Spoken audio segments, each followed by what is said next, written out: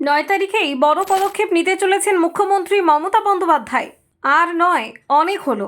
তাই মমতার এক পদক্ষেপেই রাজ্য রাজনীতিতে এবার বিরাট কিছু ঘটতে চলেছে। জানেন আগামী 9 তারিখ ঠিক কোন পদক্ষেপ গ্রহণ করতে চলেছেন মুখ্যমন্ত্রী মমতা বন্দ্যোপাধ্যায়? দেখুন, গত প্রায় 1 মাস ধরে আরজি করে চিকিৎসক ধর্ষণ খুনের ঘটনায় উত্তাল রাজ্য। কর্মরত অবস্থায় 31 বছরের তরুণী চিকিৎসককে নারকীয় খুনের ঘটনায় দিকে দিকে প্রতিবাদে নেমেছে রাজ্যের সকল শ্রেণীর মানুষ। অবশ্যই বাদ যায়নি বিরোধীরা। মুখ্যমন্ত্রীর পদত্যাগ চেয়ে কোমর বেঁধে ময়দানে নেমেছেন তারা। সব মিলিয়ে চাপ ক্রমশই বাড়ছে সরকারের ওপর। এই আবহেই রাজ্য স্তরে হাই ভোল্টেজ প্রশাসনিক বৈঠক করতে চলেছেন মুখ্যমন্ত্রী মমতা বন্দ্যোপাধ্যায়। নবান্ন সূত্রে খবর, আগামী 9 সেপ্টেম্বর নবান্ন সভাগৃহে এই বৈঠক হবে।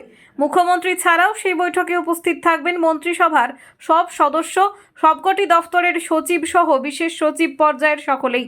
এছাড়াও রাজ্য পুলিশের ডিজি রাজীব কুমার, এডিজি আইন শৃঙ্খলা মনোজ ভার্মা, কলকাতা পুলিশের নগরপাল বিনীত গোয়েলও সেই বৈঠকে উপস্থিত থাকবেন বলে সূত্রের খবর।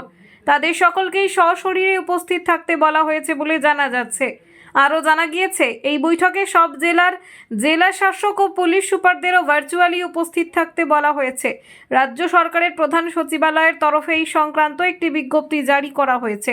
আরজি কর নিয়ে উত্তপ্ত আবহেই 9 তারিখ দুপুর 1টায় এই জরুরি পর্যালোচনা বৈঠক হবে। ওদিকে এই সপ্তাহেই সুপ্রিম কোর্টে বহু প্রতীক্ষিত আরজি কর মামলার শুনানির কথা থাকলেও তা হয়নি। জানা গিয়েছে, প্রধান বিচারপতি অসুস্থ থাকায় সেই শুনানি পিছিয়ে দেওয়া হয়েছে। জানানো হয়, আগামী 9 সেপ্টেম্বর শীর্ষ আদালতে আরজি কর মামলার শুনানির জন্য উঠবে। আর সেই দিনই পর্যালোচনা বৈঠকের ডাক দিলেন মুখ্যমন্ত্রী। প্রসঙ্গত উল্লেখ্য, আরজি করে তরুণী চিকিৎসককে ধর্ষণ ও খুনের ঘটনার তদন্তের সময়ের হিসেব মেলাতে ব্যস্ত সিবিআই। সুপ্রিম কোর্টের শুনানিতে সিবিআই এর তরফে সলিসিটর জেনারেল অভিযোগ করেছিলেন, কেন্দ্রীয় এজেন্সি তদন্তভার নিয়েছিল 5 দিন পরে। ততদিনে সিন অফ ক্রাইম বা অকুস্থলে অনেক বদল হয়ে গিয়েছিল। সেই কারণেই এই ঘটনার সংশ্লিষ্ট সবাইকে জিজ্ঞাসাবাদের পাশাপাশি অপরাধের আগের ঘটনার পরম্পরা সাজাতে সাহায্য নিচ্ছেন টাওয়ার ডাম্পিং পদ্ধতির।